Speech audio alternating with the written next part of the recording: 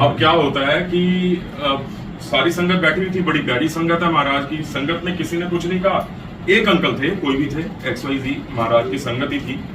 महाराज ही test करते हैं, उनका कसूर नहीं था। उन्होंने ऑब्जेक्शन उठा दिया कि अंकल आप जानते नहीं पहचानते नहीं, हम ऐसे कैसे किसी को ले जाए। और फिर लेडीज है, अकेली है क्या। मैंने कहा अंकल क्यों परेशान हो रहे हो, हम 50 बंदे, अकेली आंटी, और फिर हम खड़े कहाँ हैं, हम तो हैं ही सेवादार। तो मैंने उनको ये चीज कही, उनको थोड़ा सा था ऑब्जेक्शन, लेकिन फिर वो कहते देख लो। मैं कहा कुछ नहीं हो रहा। इनको अश्विनी अंकल को मैंने कहा बुलाओ। वो आंटी जैसे अंदर आई तो अंदर आते वो मुझे पहचान गई, कहती जय गुरु जी। मैं कहा जय गुरु जी। कहती आप तो बड़े मंदिर में सेवादार हो। फिर मैंने अंकल को कहा, मैं कहा देख लो जी, निकल आई रिश्तेदारी। भाई मेरी तो रिश्तेदारी हो गई, गुरु संगत हमारी तो रिश्तेदारी है। अब उन आंटी को हमने बिठा लिया बस में, लेकिन वहां से कनेक्शन, ये बताने का कारण क्या है, वहीं पे जो ये हमारी संगत बैठी थी, मैंने इनको कहा, मैं कहा मुझे तो एक सत्संग याद आ रहा है, लेकिन वो सत्संग ऐसा है कि हम रास्ते में जब रुकेंगे तो पूरी बस को बिठा के सुनाऊंगा, क्योंकि आवाज आगे पीछे पूरी नहीं जाती। और मैं साथ साथ वो रिकॉल करना शुरू हो गया सत्संग, क्योंकि 3 साल पुराना सत्संग था वो। और महाराज ने उस दिन मुझे याद कराया, इसलिए याद कराया कि मैं आज शेयर करूं। इसको कहते हैं महाराज का हुक्म, कि जब तक वो हुक्म नहीं करते वैनिश हो जाता आपके माइंड से, दिमाग से इरेज हो जाएगी, आपकी मेमोरी लॉस हो जाएगी, आपको याद ही नहीं आएगा। तो फाइनली हम वापस चले, रेस्टोरेंट में रुके, वहां हमें वो म्यूजिक सिस्टम मिल गया, माइक मिल गया। मैंने सबको कहा कि अब सत्संग सुनो मेरा, जो आपसे शेयर करने वाला।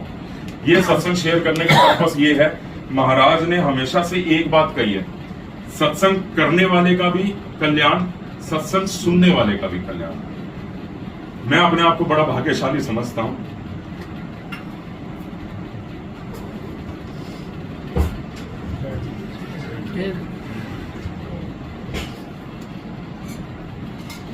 महाराज ने उस सत्संग में मुझे एक रोल दिया।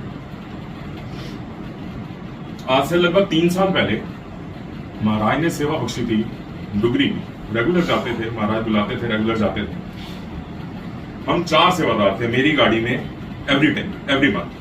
मेरी गाड़ी में, मैं गाड़ी चलाता था, मेरे अलावा 3 सेवादार, यानी कि हम गाड़ी में 4 सेवादार जाते थे। सैटरडे दोपहर को निकलते थे, सैटरडे शाम को पहुंच जाते थे, खन्ना होटल लेते थे, रेस्ट करते थे, सुबह 5 बजे उठ के नहा धो के 5:45 बजे अपने पॉइंट। एक सेवादार उस दिन, मैंने उसको मुखर्जी नगर से पिक करना था, ऑल ऑफ सडन उसका कॉल आता है कि अंकल मैं नहीं जा रहा। हम सेवादार 3 हो गए, हम 3 ही गए, हमने किसी को कॉल नहीं किया, हम 3 गए। खेला यहीं से शुरू हुआ है, हम 3 लोग सेवा पे गए।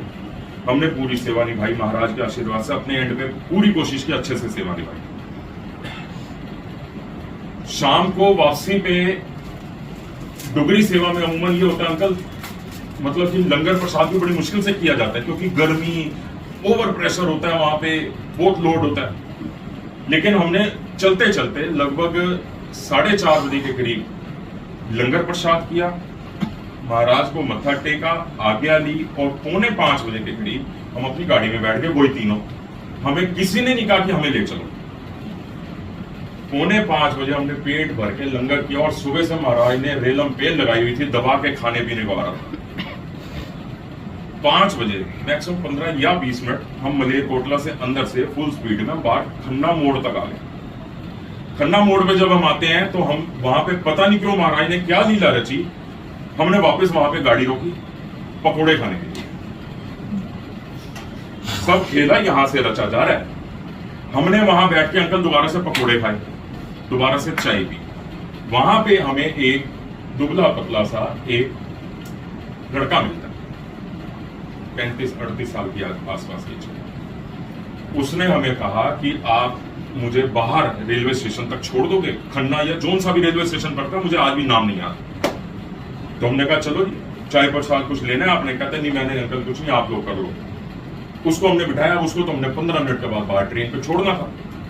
उसने हमें कहा भी, एनी हाउ पता नहीं क्यों मेरी गाड़ी की स्पीड, जब मैं 15 मिनट में 33 किलोमीटर बाहर आ सकता हूं, उसके बाद मेरी गाड़ी की स्पीड कम क्यों हुई?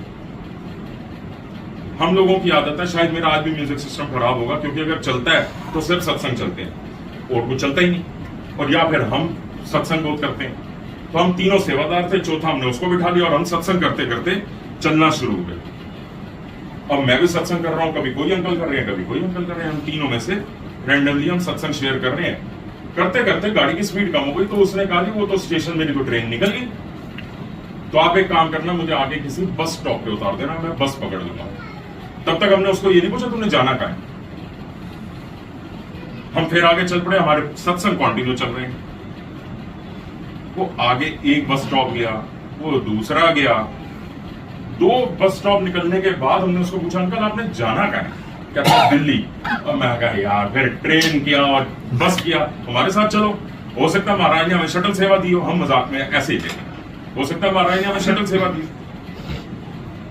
दिल्ली आने तक उन्होंने मुझे ये कहा, उन्होंने अपना द्वारका साइड कोई प्लेस भी बताया था। मैंने उस दिन हाथ जोड़ के कान पकड़ के माफी मांगता हूँ महाराज से, नाम किसी का नहीं लेना चाहिए। उस दिन भावना वेश में मैं जब बस में ये सत्संग सुना रहा था रेस्टोरेंट में, तो मेरे मुंह से काफी सारी डिटेल निकली। नाम कभी नहीं लेना चाहिए किसी का, कोई प्राइवेसी खराब नहीं कीजिए।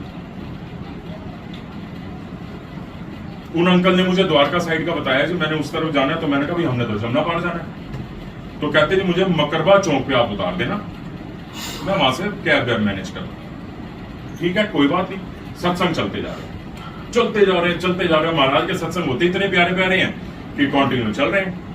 रास्ते में ट्रैफिक भी मिला, सब कुछ हुआ। हम अराउंड 12:30 के आसपास मकरबा चौक पहुंच गए। उनको मैंने कहा कि आप कैब बुक कर लो तो हम आपको उतारें। अब वो मोबाइल मेरा बंद है, वो चार्ज नहीं है, उन्होंने कुछ ऐसी बातें की। तो मैं कहा अब ऐसे तो मैं छोड़ के जाऊंगा, 12:30 पौने 1 का टाइम है, और ये ऐसा प्लेस है यहाँ पे रात को लूटमार हो जाती है, मैं ऐसे नहीं छोड़ूंगा। आप यहाँ कैब बुक करो, ऑटो बुक करो, घर फोन करो, कुछ तो करो। बस उस समय दिमाग काम नहीं कर रहा था कि वो फोन क्यों नहीं यूज करा। खैर वो उतरे, तो तब भी मैंने उनको ये कहा, मैं अच्छा एक काम करो ऑटो ले लो। वो मुझे भेजने के चक्कर में थे किसी तरीके से, ये चीज बाद में समझ आई। आप जाओ, मैं बड़ी जिद की, बट मुझे जाना पड़ा। उन्होंने कहा मैं ऑटो ले लूंगा, आप जाओ, कोई इशू नहीं। हम वापिस आ गए, मैं बाकी 2 सेवादारों को छोड़ता हूँ, मैं रात को अपने घर पहुंच गया, 1:30 बजे के आसपास पहुंच गया हूँ। नेक्स्ट डे मुझे एक कॉल आती है, उन्हीं वेरी नेक्स्ट, अंकल आपका ऑफिस कहाँ है? मैंने कहा जी कृष्णा नगर, जमुना पार। मैं तो द्वारका हूँ, कैसे कनेक्टिविटी है, मेट्रो ये वो, मैं ना आपसे मिलना चाहता हूँ। मैं कहा जी आज तो मैं ऑफिस गया नहीं, 2 दिन की थकावट थी, आ जाओ थकावट उतारूंगा, मैं ट्यूसडे जाऊंगा। कहते चलो ठीक है मैं कल आऊंगा, आप मुझे ऑफिस एड्रेस वगैरह शेयर कर दो और मेट्रो कनेक्टिविटी बता दो, नियर बाय क्या पड़ेगी। मैंने उनको मेट्रो के स्टेशन बता दिए। अंकल नेक्स्ट डे दोपहर के टाइम वो अंकल अपनी वाइफ के साथ, और मुझे ज्यादा आइडिया नहीं लगता बच्चों का, 2-2.5 साल का बच्चा कितना होता है, 3 का, मतलब कितना बच्चा था, वो मेट्रो स्टेशन से उतर के और पैदल मेरे ऑफिस आ गए। भाई दोपहर में गर्मी, पसीनों पसीने, हालत खस्ता। मैंने उनको कहा भी, मैंने कहा भैया ऑटो कर लेते, ई रिक्शा कर लेते, 20 रुपए लेता, 10 रुपए लेता, आ जाते, ये क्या किया आपने। बट पता नहीं क्यों मुझे ऐसा उनकी बॉडी लैंग्वेज से या उनके एक्सप्रेशन से मुझे ऐसा महसूस हुआ कि भाई शायद वो पैसे बचाना चाह रहे हो या कुछ, ये चीज मुझे उसी टाइम लग गई। और मेरे साथ 2-4 लोग बैठे थे, मैंने कहा आप इतनी दूर से आए हो, क्या बात है मिलने के लिए? कह रहे आप फ्री हो जाओ। खैर मैं फ्री हुआ और मेरे ऑफिस में 2 कैबिन है, मैं तो उनको पीछे वाले कैबिन में उनको बिठाया, मैं आगे से फ्री हुआ, मैं पीछे जाके बैठा। जैसे मैं बैठा, मैंने एसी चलाया तो कैबिन मैंने अंदर का बंद कर दिया।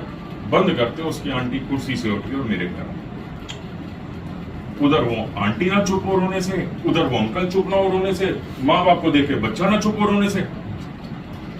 अब मैंने किसी को कहा, मैं बच्चे को ले जाओ, गोली टॉफी दिलाओ, फ्रूटी वूटी दिलवाओ, और इशारा मैंने किया कि बाहर ही रखना। भाई क्या बात है, ऐसी क्या बात होगी? मैं भी घबरा गया। खेला अंकल महाराज ने कैसा रचा था। वो आदमी 2 दिन से अपना फोन स्विच ऑफ करके घर से भागा हुआ था सुसाइड करने के लिए। वो 2 दिन से सड़कों पे घूम रहा था, उसने सुसाइड कर दिया। महाराज ने पता नहीं किसको भेजा, उसने डुगरी के लिए बोल दिया। वो बैठा ट्रेन में डुगरी पहुंच गया। अब डुगरी पहुंच गया, महाराज ने वहां कैसा खेला रचा। दर्शन तो उसने कर लिए, अब उसके बाद वो क्या करेगा? जिस आदमी के दिमाग में ये भूत सवार है कि मैंने सुसाइड करना है, देखो कैसे निकाला महाराज ने। अब वो इधर उधर भटक रहा है, तो सेवादार है, तबे भी पड़े होते हैं, परेशान भी होते हैं, यार यहां मत बैठो, उधर जाओ, इधर करो। करते करते किसी सेवादार ने, मतलब कि ये सारे मैं स्टेटमेंट बता रहा हूं जो उन्होंने मुझे बताई, कि किसी सेवादार ने आके मुझे कहा सेवा करेगा? कहता है मानेगा जी, कर लूंगा। चलिए सामने डस्टबिन पड़ा है, ये खाली करके आ। कितने बड़े कर्म महाराज कैसे कटवाते हैं, शुगर जलेबी खिला के करवाते हैं। ठीक, कहता मैंने वो पूरा डस्टबिन, उसके अंदर से पॉलिथीन निकाली, कंधे पे रखी, पीछे उन्होंने जहां मुझे कहा था मैं फेंक के आ गया, थैली लगाई, डस्टबिन तैयार। अब वो पता नहीं कहां है। दूसरा देखा, दूसरा डस्टबिन किया, तीसरा किया, कहता मैंने 6 डस्टबिन क्लीन किए। मुझे कोई रोक नहीं रहा था, मुझे कोई करने को नहीं कह रहा था, मैं अपने आप कर रहा था। पलटना शुरू हो गया ना दिमाग। कहता 6 डस्टबिन किए, उसके बाद सेवा बंद हो गई, सबने घर जाने शुरू कर दिए।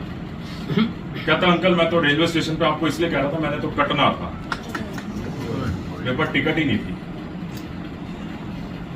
लेकिन आपके साथ गाड़ी में बैठा, आपने जो सत्संग किया ना, मेरा मन किया कि मैं एक सत्संग और सुन लूं, मैं एक और सुन लूं, मैं एक और सुन लूं। वो एक एक करते दिल्ली आ गई।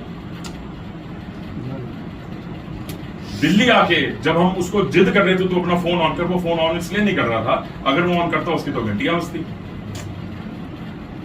हमारे यहां से उतरने के बाद उसने अपना फोन ऑन किया, फोन ऑन करके उसने अपने घर फोन किया, उसकी बच्ची का फोन।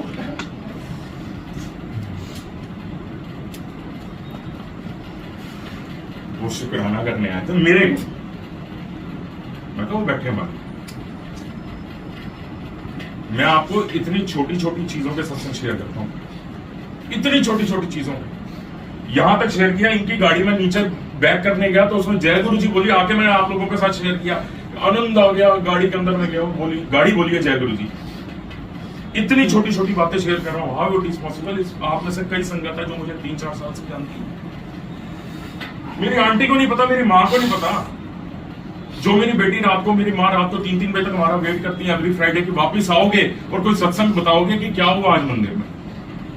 महाराज कैसे डिलीट करते हैं आपकी मेमोरी और कैसे वापस रिवाइव करते हैं कि this is the right time to share.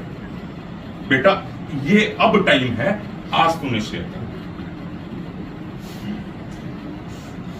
मेरे लिए, मैंने आपको इसीलिए कहा कि सत्संग, ये मैं आपको प्रैक्टिकल बता रहा हूं कि सत्संग शेयर करना भी कल्याण है, सत्संग सुनना भी कल्याण है। अगर मैं उस दिन ये बात सोच के ना शेयर कर रहा होता, करने से क्या होता है सत्संग।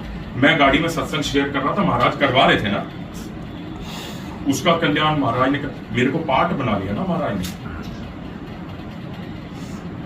एक आदमी की लाइफ बच गई, एक आदमी की क्या 3 लोगों की लाइफ बच गई, उसकी बीवी की बच गई, उसकी 2 साल की बच्ची की बच गई। हालांकि उन्होंने मुझे अपनी सारी फैमिली प्रॉब्लम बताई, लगभग 3-4-5 घंटे बैठ के गए, क्या क्या हुआ उस आदमी के साथ लाइफ में, कैसे कैसे हुआ। जो इस स्टेज तक जब आदमी जब ये सोचता है कि मैंने मरना है, बहुत बड़ी बात है। इतनी जल्दी थोड़ा टूटता है आपको, लेकिन वो कैसे, कल्याण कैसे करते हैं, प्रोसेस क्या है, कितना इजी, कितना सुंदर, कितना प्यारा प्रोसेस है।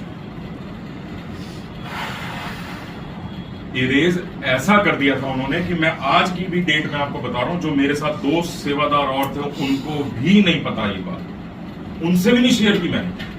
वो संगत मेरे पास आके 5-6 घंटे बैठ के गई, उसने मुझे सब कुछ अपना इतना बड़ा कांड बताया, और जो मेरे साथ गए थे मैंने उनको भी नहीं शेयर किया। मुझे हैरानगी हो रही है, कैसी मेमोरी लॉस, ऐसा इरेज। यहां शेयर तो हाथ जोड़ के आप संगत से सबसे ये रिक्वेस्ट है, बड़े प्यारे महाराज मिले, हम बड़े लकी हैं, बहुत लकी हैं। आप सब सत्संग शेयर करो, अपनी लाइफ में छोटी छोटी इन चीजों को इकट्ठा करो और इकट्ठा करके आप संगत को जोड़ो। महाराज को एक ही चीज से प्यार था, अपनी संगत से। महाराज को ये चीज अच्छी लगती थी कि आप संगत को और जोड़ो, ज्यादा से ज्यादा में कल्याण करो। हमारे इस चीज के लिए कि सबका कल्याण हो सके, महाराज ने चोला छोड़ा, क्योंकि वो कहते थे मैं फिजिकल फॉर्म में अगर हूं तो एक जगह हूं, उंगली में तो मैं हर जगह हूं। वो आज भी हमारा कल्याण कर रहे हैं। तो हमें भी इस चीज का ध्यान रखते हुए, हम बड़े मंदिर की, मेरे महाराज गुरु महाराज की बड़ी प्यारी प्यारी संगत है, आप नई से नई संगत को जोड़िए, आपका अपना सेविंग अकाउंट बहुत बढ़िया होगा। हम जो सारा दिन कार्मिक काम करते हैं, ये हमारा करंट अकाउंट है। सेविंग अकाउंट वो है जो आप नई संगत को जोड़ रहे हो, नई संगत को सत्संग सुना रहे हो, अपने महाराज की सच्चाई वाली बढ़ियाई कर रहे हो। पता नहीं कितनों का कल्याण होगा इन चीजों को। अपने सत्संग में मेरे पास तो बड़े सारे, बाकी फिर कभी करेंगे। मेरे को बड़ा चाव और बड़ा इंतजार था आज के सत्संग का कि मैं ये सत्संग शेयर करूं आप लोगों के साथ। जय गुरु जी। जय गुरु जी।